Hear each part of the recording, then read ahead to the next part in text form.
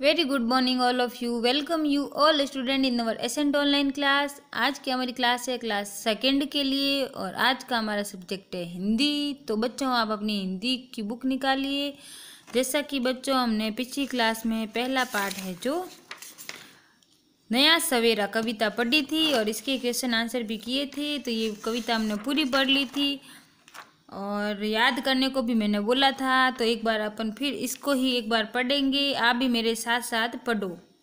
सूरज के आने से पहले लाली सी छा जाती है, पूर्व दिशा में लाल गेंद की किरणें अंधकार मिटाती हैं, धीरे धीरे आ धरती पर जग रोशन कर जाती हैं। नया सवेरा अब है आया, यह संदेश सुनाती हैं। सूरज की किरणें आ कहती, खुशियाँ ले हम फिरती हैं। सुबह सुबह जो उठ जाते हैं, उनकी झोली भरती हैं।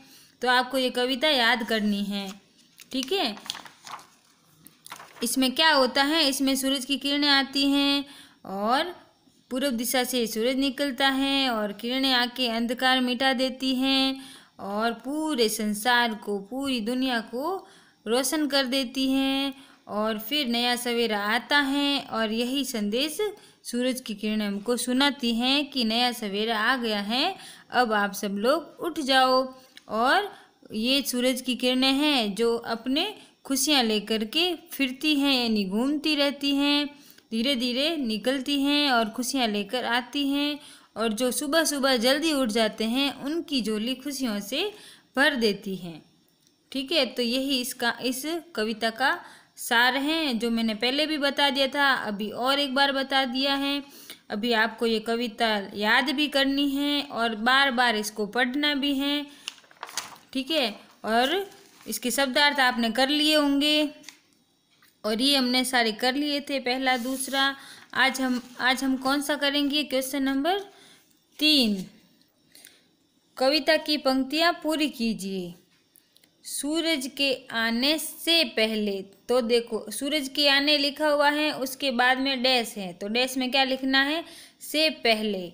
फिर लिखा हुआ है लाली सी डैश, यानी लाली सी छा जाती हैं, पूर्व दिशा में लाल गेंद की, यहाँ पे क्या लिखना है, लाल गेंद की किरणें अंधकार मिटाती हैं, तो यहाँ पे क्या लिखना है, मिटाती हैं। तो ये कविता की पंक्तियाँ हैं जो पूरी कीजिए। तो आपको क्वेश्चन नंबर 3 ये करना है, ठीक है। फिर देखो भाषा और व्याकरण, इसमें क्या लिखा हुआ है, पढ़िए, समझिए और लिखिए। एक, अनेक, तो ये आपके वचन हैं, एक वचन और बहुवचन। आपको एक वचन से बहुवचन बनाने हैं।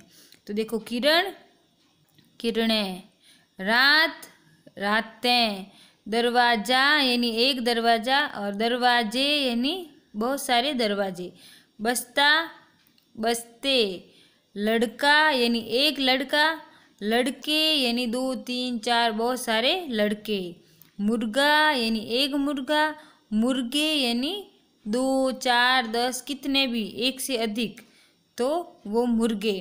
तो ऐसे आपको वचन बदलकर इसका एक वचन का बहुवचन करना है। अब अगला है आपके व्याकरण में क्वेश्चन नंबर 2। देखो क्या है, विलोम शब्द लिखिए।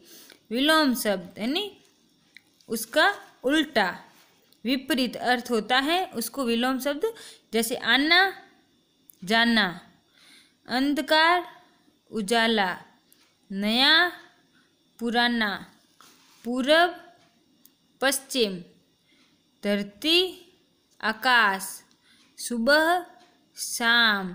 तो ये आपका हो गया होमवर्क।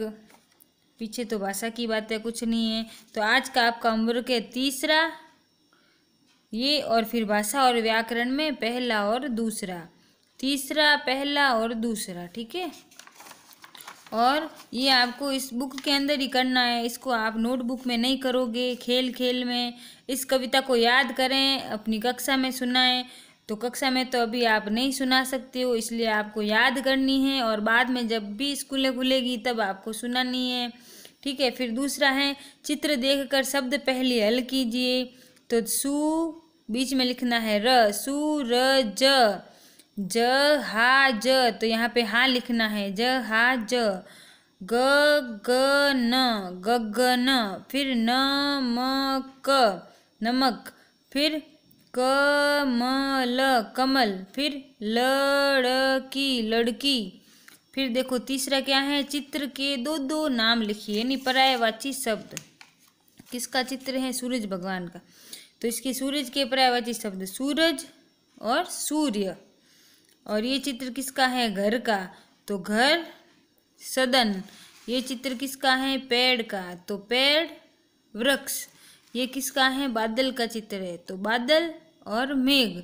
तो ये आपको अपनी इसी हिंदी की इसी किताब के अंदर, बुक के अंदर ही आपको ये सब कुछ भरना है, इसको नोटबुक में नहीं करना, ठीक है।